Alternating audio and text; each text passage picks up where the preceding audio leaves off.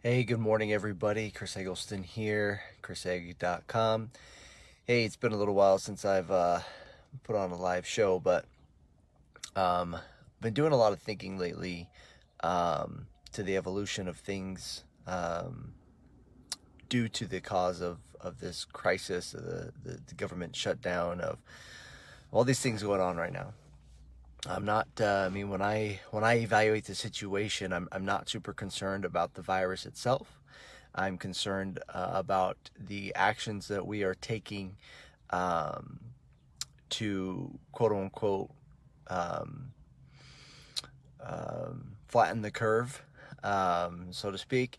That I believe are going to have a bigger impact on us as our economy takes a bit of a tank, and long-term results of that. I'm more concerned that flattening the curve means widening the curve, which just means that we may reduce the amount of exposure right now, but come the next season of sickness, fall, when people start getting the flu or start getting colds because it's getting colder, we may see an uptake, an increase. We may see the virus, the coronavirus specifically, reappear, maybe even morphed, because we haven't been out with exposure, because we haven't been out fighting it with our immune systems as they were designed to do. But that's just my take on it. But which is why I've been in this long process of thinking, and trying to figure out, like, what's the best thing to be doing right now. I know a lot of people are home. Um, me personally, I have not been financially impacted by the situation, but I know a lot of people that have been. A lot of people who have either lost their job and furloughed, or are uncertain of the situation. They're not working for companies that have big pockets, that have the financial ability to just pay their paycheck, even though they're not coming into work or doing anything. So they've been let go. Um, and I have empathy for them, and understand their situation. I've lost jobs before. I've been in cases where financially I've struggled. But one of the things I've learned was the importance of having multiple streams of income, of having cash flow that isn't dependent on one source. And so, right now, I think one of the things that we can be doing um, is finding a solution. And I think the easiest solution, well, maybe there's two of them. I kind of group them in the same category as far as what I call a smart reseller. But I think that's really kind of the key. Like, we can go out and create products and create services and start businesses from scratch, and do all that, or we can apply some leverage. Right? We can leverage an existing business, we can leverage an existing product, an existing service, and start targeting the people that we know, that could benefit, or start targeting an audience that we already have, that could benefit from these existing products, services, companies, etc. And one of the ways that I recommend that people do this to experience with it and get experience with it, and learn it, is affiliate marketing. And I know that, I mean, I still get crap for doing affiliate marketing from people. I think affiliate marketing's come a long way, and a lot of people are more receptive to it, more accepting of it, understanding it better than they used to. And so I used to get a lot more hate than I do now, for promoting other people's products and services. Um, but ultimately, um, affiliate marketing is one of those things that generates residual revenue, or residual cash flow, based on work that I had to do maybe one, two times. Um, I've written articles on different blogs that have continually produced revenue, through commissions of sales for products that I recommended. Um, I continue to get sales from simple courses that I've put out that are specifically designed to teach you how to use one specific product or solution. Um, some of the affiliate programs that I that I'm a part of and the products that I'm a part of and recommend are residual, which means they, as long as people stay subscribed to those services, I get paid month after month. And so, there's a couple of those that I've had customers that have been paying those companies for years, and so I continue to get my commission every month from those companies. And so it's cash flow you can count on, because and here's one of the tricks to this is you've got to find good companies and you've got to find good products, right? And they should be products and companies that you personally use or have relation with, not just, hey, I'm going to make a quick buck and go push this product, because that doesn't work, because then you're having to sell. Then you're really having to get out there and sell it. And people don't want to be sold. People just want you to help them find solutions to their problems. And you can only guarantee that it's a solution to somebody's problem if you've used it to solve your own problems. And so for me, I don't recommend any product or service or any company that I haven't looked into, done some research on, and B, a product that I don't personally use myself. So everything that I recommend is something that I've either used or use currently, or maybe I used it one time for a project or something like that, but I've had some experience with it. I know the benefits of it, and I know how it can actually help people and serve people. And so that's one of the biggest keys is you want a good company, because in times like this, you want companies that are still going to be around, companies that are going to make it through, companies that are still going to be able to pay the commissions, because with affiliate marketing, it's not easy, but it's not super difficult. It's not like going out and starting a business from scratch, because again, you don't have to come up with a product. You don't have to come up with the support system for managing and maintaining and supporting the product. All you have to do is market the product. And so, yeah, maybe you need to take a course or two on marketing. Maybe you need to work on finding an audience, things like that. But with affiliate marketing, you can, with some consistency, and I think right now a lot of people have the time to put in some consistent effort. Again, and you can use the things you already have, like Wi-Fi, the internet connection. You have a computer of sorts, whether even if it's just your phone. You have the ability to write blog posts, to do a Facebook Live, to start a podcast, to do all these different things of sharing information, going on Instagram and posting. And here's one of the things that people are going to do when they jump on any type of affiliate marketing programs. They're just going to go and start scattering their link on all their social channels. And honestly, it doesn't work at all. You need to wrap it in some content. You need to give it some context, and you need to give it some valuable educational content so that people can actually benefit from what you're doing, right? Like, for example, I mentioned that I have a course that is specifically designed to teach people to use one product, one very effective and powerful product that I use in my businesses. But that course is designed to teach people how to use that one product. And so if they go through the course, or even if they just watch like the first episode, and it's a free course, even if they just watch the first training, they'll see the power of this plugin, and then they'll go buy it if they want to use it. And so, and if somebody's searching for a solution and they come to this company and they say, oh, how do I use this thing? And then they go search for, training on how to use this thing, and they find my my course, then from there they say, okay, I have confidence that I'm able to use this product because I have this course to follow that's going to guide me through the process. And so there's some power in that, right? So it's one of the things that I think no matter what we do, whether we start our own business or we jump on affiliate marketing or some other type of reseller process, like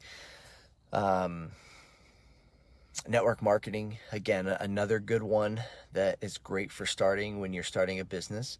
But again, I group that into the same thing of a reseller, because again, with network marketing, you're reselling somebody else's products, you're promoting somebody else's business. You just get paid a commission for doing it. There are specific reseller programs. Like we are part of a hosting reseller program where we will resell a specific company's hosting services. We're able to do that under our own brand, but again, it's their product. They provide the support. We are just the front runners, the ones promoting it to our audience, recommending it, getting people signed up, and then basically the company takes over. In a lot of reselling situations, those companies provide white label support. So the customers think that they are calling into the branded company. But there's a lot of aspects and details to this. But ultimately, what I would recommend you starting with is affiliate marketing, because again, it doesn't take any startup capital. You don't have to pay to become an affiliate for companies. Like you would in network marketing. You'd have to do your sign up fees and subscribe to auto ships or something like that. But ultimately, you need to find a niche, a market, something that you're interested in. If you're into health and fitness, then there's a lot of companies out there, supplement companies and food companies and fitness companies that have affiliate programs that you can work with. And maybe every day you do a live video, or you do a pre-recorded training, and you talk about this course that you're using, or you talk about the supplements that you're using. And then again, you're linking to that, but you're adding value to people. You're helping them incorporate these things into their lives. And I think right now we have a great opportunity where, again, a lot of people are home. A lot of people, they may be depressed, they may be stressed out. I know my wife and I do yoga every night. We try to do it every night before bed, to kind of reduce our stress and get us stretched out and relaxed and after a long day. But ultimately, that's something that's very simple. And the person that we watch for yoga, she's very consistent. She's got tons of videos, and for all different types of things. She's very creative with the content that she puts out, but it's super, super effective and super helpful. And so you kind of, and that's one thing too, you can go and find other people that are in the same niche or category that you want to be in, and see what they're doing, and not necessarily copy them, but see how you can improve upon what they're doing, or see where maybe there's a hole in the market that they've missed and you can fill. But again, a super powerful opportunity right now. If you need to make some residual income, or you want to better prepare yourself with residual income, again, like my affiliate marketing isn't my core thing, but as a business strategy, it's brilliant, because I rep, I don't know, tons of different products, tons of different companies, so they're all different streams of revenue for me. And so I constantly have revenue coming in, or cash flow, from multiple streams. So if one of those streams were to dry up, I still have other streams from other companies coming in. And so it's one of those things where, I always recommend that you have your top product, your top service, your top company, like that's your primary. But then what are some subsidiaries, some additional, some subcategories that you can throw on there? Because again, if this core category starts to dry up, you want to have these other littler streams still flowing to support you. Now, again, if you're smart and you pick a good company as your core and a good product as your core, and again, you want to experience this. Like, you want to purchase their product, you want to purchase their service, you want to use their support, you want to experience it for yourself, so that you know that it's really good company, so that you know that they're going to be there for your people, and they're going to do a good job of retention and keeping your people. They're going to do a good job of closing the sale and keeping the sale, onboarding your customers and all those things. Now you're going to support them with your content, because again, your content's going to be educational and supportive. And there's a lot of different ways that you can do content. It doesn't have to be video if you're not comfortable with that. It can be audio. It can be blog posts, written. A lot of different ways to do it. It can be a combination of all of them. And maybe you're not the one on camera. Frank Kern, a very popular marketing guy, he just started a new company, skincare company, and he's not going to be the face of it, but he's going to be the marketing genius in the back. The face will be his wife, who's a model slash into this kind of thing.